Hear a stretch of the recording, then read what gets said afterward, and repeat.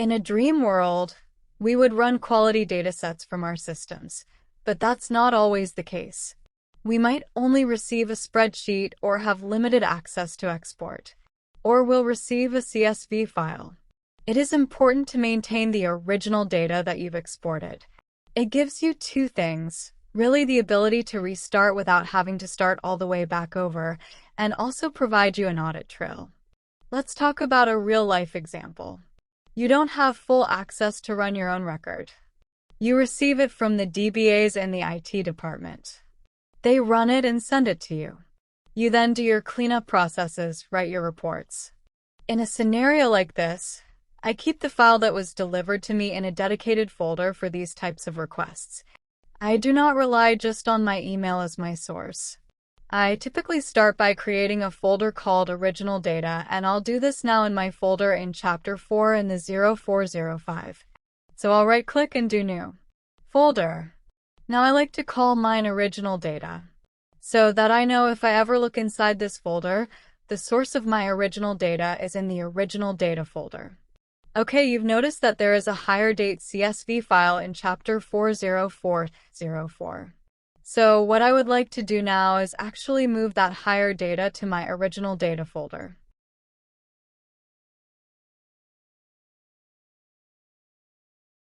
So I'll just drag and drop it. Okay, let me open up the Original Data folder. I do want this file to be read only from File Properties setting. That way I can't accidentally damage it. I'm going to right-click on File you want to read only, and choose Properties, and mark it as Read Only. I'll go ahead and click OK. I could also do the same thing by opening the file up and marking it as Read Only inside the File tab. Now I need to create a working copy of the file. I'll go ahead and double-click on Higher Data File. And again, it is CSV format, and it is currently read-only permissions. I'm going to use my favorite shortcut, clicking F12 function key. F12 quickly opens up Save As. So I'm going to move it up to 404. I'm going to call it my Higher Data working file. Okay, notice that it's comma-separated values, which means I can't have multiple tabs, pivots, or charts. So I'll go ahead and make this an Excel workbook. Okay, I'll choose Save. Okay, I just want to confirm. On my Info tab. Perfect. I don't see any read-onlys here, so I'm good to go. I'll go ahead and choose Save. Now I have a copy of my original file in my working file, and these simple techniques can save you a lot of time with not having to start back over. My running joke on this is that the minute your bosses see the information, they suddenly remember all the things they forgot to ask you for. Understand, for most people this is happening because they need to see some of the data to know what to ask for next. Having the data set to work with without starting over can be helpful. Let me show you how I do this. So first of all, there is some cleaning that will always occur with this particular file. And I want to save that as my base cleaning. So here's what I'll do. I'll go ahead and hit my Select All. I'll go ahead and double-click in between the A and the B column headers to size it all out. I know that every time I work with this file, I do not need columns B, C, or D. So I'll go ahead and highlight B, C, and D.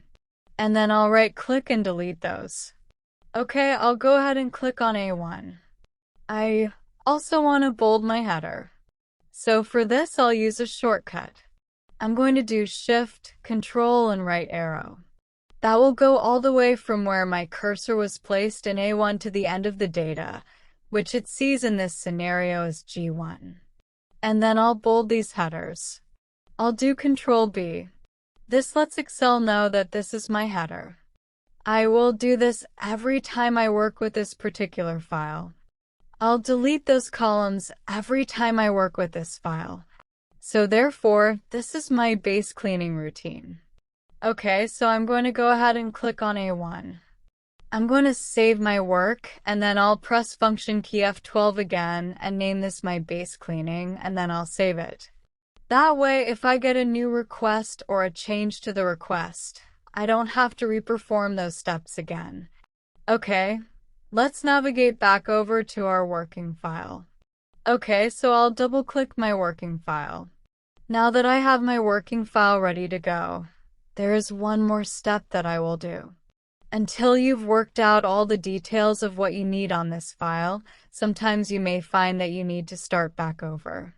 So I will make a copy of this sheet so I can return to it if I need to. Again, this file is not millions of rows long, so this is a simple and easy technique. I'll take my mouse and put it on the Sheet tab. I'll hold my Control key on my keyboard. I'll left-click and hold and drag to the step. You'll notice there's a little arrow there and a little plus sign that indicates copy. I'm going to let go of the mouse and then I'll let go of Control. So I have my Higher Data Sheet tab and I have a new copy of Higher Data. I'll go ahead and rename this one by double-clicking and call this one Working. That way, if I need to start back over with a fresh copy, I can just drag and drop a new copy. It's important to create a folder structure that makes sense for you. Filing is so important, but it's also personal. You'll need to maintain your original data, and you'll want to keep your base cleaning routines. You cannot have too many copies of your data. You'll often refer back to these original sets as you work out the exact steps and methods you need to get the data to the state you need that data for reporting or visualizing. There are so many variations of keeping your files based on your organization. You may be saving them to a server folder or a cloud drive. Just be sure you keep up with the work so you don't have to reinvent the wheel over a single mistake.